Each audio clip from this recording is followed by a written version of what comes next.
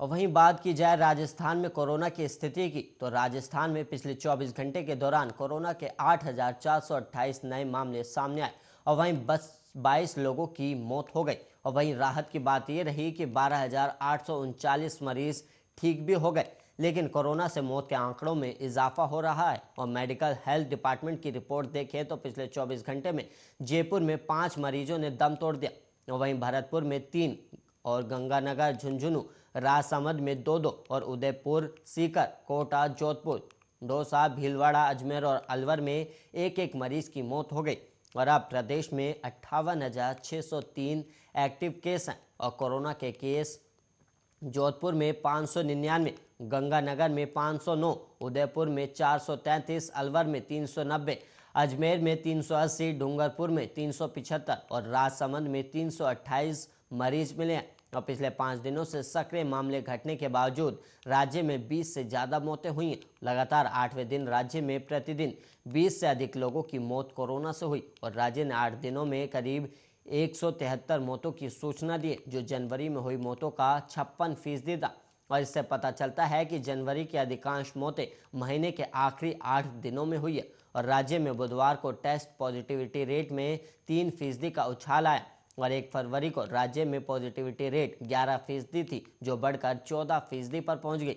और राज्य में 58,880 लोगों के सैंपल की जांच की गई, जिसमें 8,428 पॉजिटिव केस सामने आए।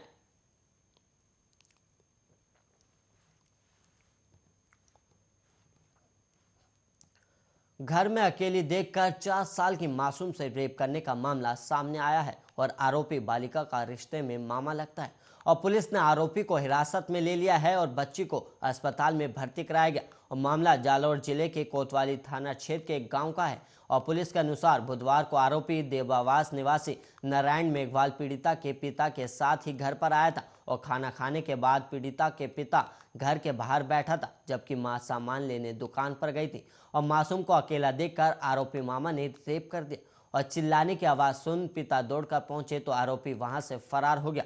और परिजनों की रिपोर्ट पर पुलिस ने पोक्सो में मामला दर्ज कर जांच शुरू कर दी। और वहीं एएसपी डॉक्टर अनुकृति उज्जैनिया ने बताया कि मासूम को अस्पताल में भर्ती कराया गया और थानाधिकारी अरविंद कुमार के नेतृत्व में गठित टीम ने बुधवार रात दबिश देकर आरोपी को हिरासत में ले लिया। और वहीं कलेक्टर एसपी पहुंचे अस्पताल। घटना की सूचना के बाद collector Namrata Vishni, SP Harshvardhan Agarwal, ACP doctor Anukriti Ujjainia, DSP Himmat Charan, थानाधिकारी अरविंद कुमार समेत अस्पताल पहुंचे और कलेक्टर और एसपी मासूम के स्वास्थ्य समेत पूरे मामले की मॉनिटरिंग कर रहे हैं। और पुलिस ने भी मासूम का मेडिकल कराया और वहीं बताया जा रहा है कि उसके स्वास्थ्य में सुधार है।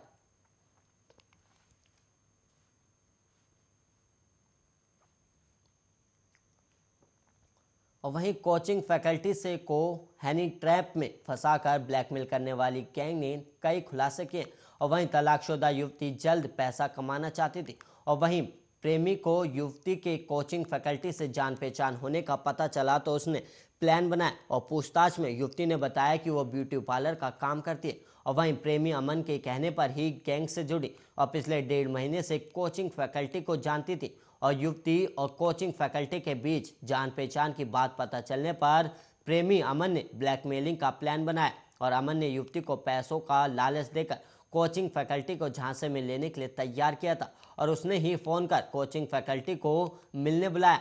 और वहीं प्रेमी और साथी दूसरी गाड़ी में पीछे पीछे आते रहे और फ्लैट में चाकू की नोक पर कोचिंग फैकल्टी के कपड़े उतरवाकर अश्लील फोटो वीडियो बनाया गया था और रेप केस में फंसाने की धमकी देकर 10 लाख रुपए की डिमांड की गई थी।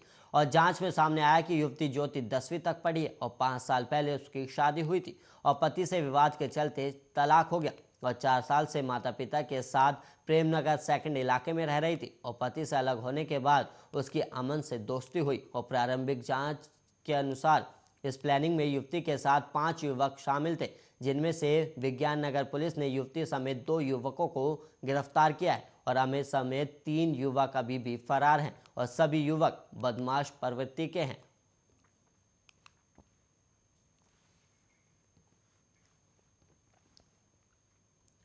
और वहीं 2 दिन से लापता 9 साल के बच्चे का शव सुबह कुएं में मिला है और पुलिस लगातार उसकी तलाश कर रही थी और बच्चा आखिरकार पड़ोसी युवक के साथ देखा गया था। और वहीं शक होने पर पड़ोसी को हिरासत में लेकर पूछताछ की गई और पहले गुमराह करता रहा और बाद में शव कुएं में पड़ा होना बताया। और बेटे की मौत के बाद मां का रो रो कर बुरा हाल हो गया और विधवा मां का इकलौता बेटा ही सहारा था और लोगों ने कलेक्टर पर हंगामा कर आरोपी को फांसी देने की मांग की है।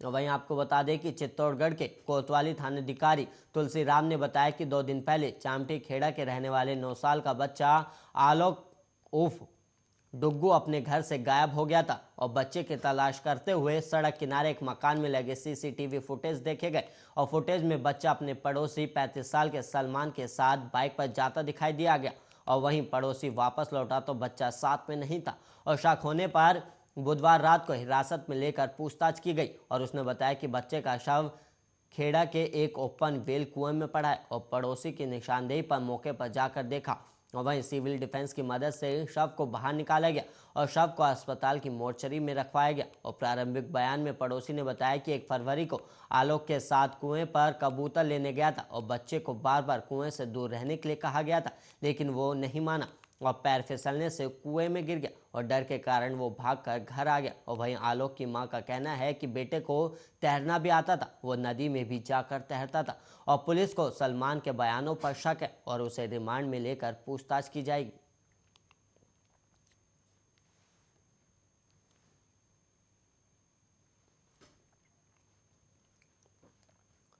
राजस्थान में गुरुवार को एक बार फिर मौसम में बदलाव हो गया और बूंदाबांदी भी हुई और प्रदेश के उत्तरी हिस्से में आज पश्चिमी विक्षोभ का असर भी शुरू हो गया। गंगानगर, हनुमानगढ़, चूरू, झुंझुनू में सुबह बादल छाए रहे और वहीं इन जिलों में बुधवार रात बूंदाबांदी भी हुई और ऐसे में दोबारा से सर्दी बढ़ सकती है। और प्रदेश के जयपुर, अजमेर, जोधपुर, भरतपुर, उदयपुर और कोटा संभाग में आज मौसम साफ है। जयपुर में सुबह से धूप निकलने के साथ ही सर्द हवा भी चल रही। हालांकि उदयपुर, जयपुर, जोधपुर, करौली, फतेहपुर समेत अधिकांश शहरों में रात का न्यूनतम तापमान 9 डिग्री सेल्सियस तक बढ़ गया था। और मौसम विभाग की माने तो पश्चिमी विक्षोभ का असर आज अलवर, दौसा, भरतपुर जिलों में भी देखने को मिल सकता है, जहां बादल छा सकते हैं। और वहीं जयपुर मौसम केंद्र के मुताबिक 4 फरवरी को अलवर, भरतपुर, धौलपुर समेत आसपास के क्षेत्र में बादल छाने के साथ बूंदाबांदी भी हो सकती है। और वहीं 5 फरवरी से प्रदेश में मौसम साफ रहेगा, लेकिन सर्द हवाओं का असर बढ़ जाएगा। और वहीं मौसम विभाग ने 5 फरवरी को गंगानगर, हनुमानगढ़, चूरू, अलवर, भरतपुर, धौलपुर और झुंझुनू जिले में घना कोहरा पड़ने की चेतावनी जारी की है और इन जिलों में कोहरे का अलर्ट भी जारी किया गया है।